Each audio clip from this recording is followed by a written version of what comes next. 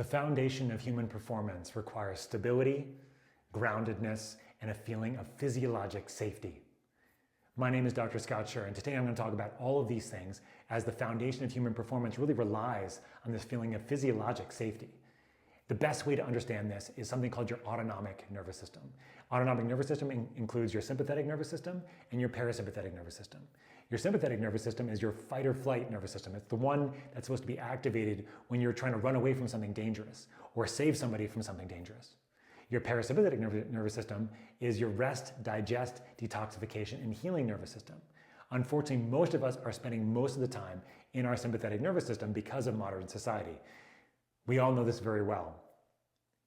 I'll sleep when I'm dead. Sleep is for quitters. We actually had shirts like this made in medical school with my friends and I that said sleep is for quitters. Our society rewards people that hustle, that say that they don't need to sleep, that they just go, go, go. And this is when our sympathetic nervous system is just online all the time. When that happens, we have neurotransmitters that are released all the time. We have cortisol, which is one of our hormones that get released all the time. This stresses our immune system, it stresses our mitochondria, it stresses our heart, our liver, our organs, our cells. Really at the baseline of everything is our cells, right?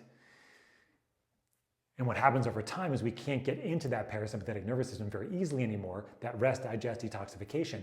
And that's where we feel safe. When we spend more time in our parasympathetic nervous system, that's when we feel rested and we can recover. This is when we sleep better.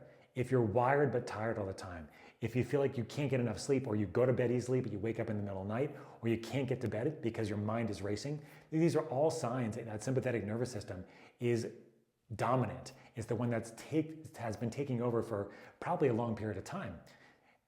So safety requires being in that parasympathetic nervous system more of the time. So what's a great way to actually diagnose and understand this?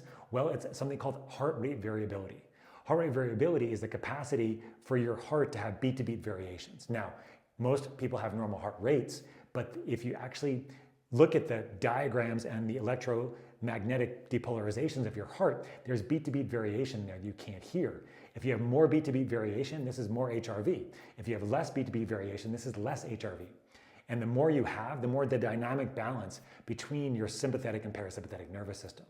And the better you have that dynamic balance, the better your safety will feel because you're in that parasympathetic mode easily. You can get into sympathetic mode when you need to, but you come out easily enough back into that parasympathetic state.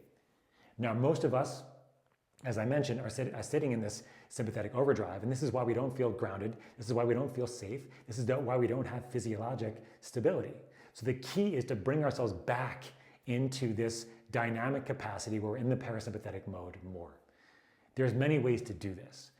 The easiest way is to first understand that you're in this mode, in this sympathetic dominance, and then from there, how do you feel more physiologic safety? So now, there's lots of layers here, right? There could be lots of reasons why you don't feel safe. It could be because you had, domestic abuse when you were younger, or child abuse, or you had a bad relationship. Something happened in your life where you had a serious injury or illness and you were in the hospital, or there was a death in the family. There's so many different reasons why your sympathetic nervous system might have just gotten shot up and very difficult to come out of. But in the end, understanding that you're in this is the first step.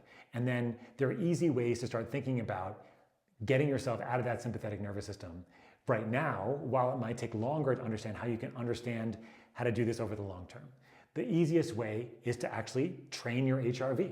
And you can do this by just learning how to breathe a little bit better. So simple today, just one of the simple things you can do is to extend your exhales, meaning increase the amount of time you take to exhale compared to your inhale. So 3 seconds inhaled, 5 seconds exhaled, and do that for 5 minutes. There's other breathing patterns that can be helpful here, but this is a super simple one to help you bring you back to that feeling of safety. Now, my only caveat here is that in some people, when you're bringing them back to a feeling of safety, they actually can feel a reactive anxiety. And that can happen because the system's been in this sympathetic mode for such a long period of time. So if you feel that, just be very understanding that that's going to be a temporary thing, most likely. But if it's something that you go back to every time, you still get that same reactive anxiety, work with a practitioner and see what you can do differently. There are supplements you can take that leverage the GABA system, for example, that can be helpful. These are things that I use in clinical practice. And then, of course, understanding the backstory here of why you're not feeling safe. Again, trauma, domestic abuse, a death in the family, something really deep down seated could be doing all this without you understanding it cognitively. It may have happened such a long time ago that you don't even realize it. I had a patient recently that I was talking to that had severe sympathetic activation because of a nuclear explosion, the one actually that happened in Japan a long time ago. And she was there, and that was really traumatic for her. And she thought that she got over that, but physiologically, she was having chest pain on a regular basis because of this sympathetic activation that she didn't even process cognitively anymore. So understand that the body does keep the score here, guys and gals. And so if you don't have the feeling of safety, no matter what you do, and you're always in that sympathetic mode, or almost always, and can't dynamically shift back and forth, you're not gonna have this feeling of safety. So this is the ground game, everybody. The ground game is to understand safety. The ground game is to understand how you can release fear and feel physiologically grounded and safe.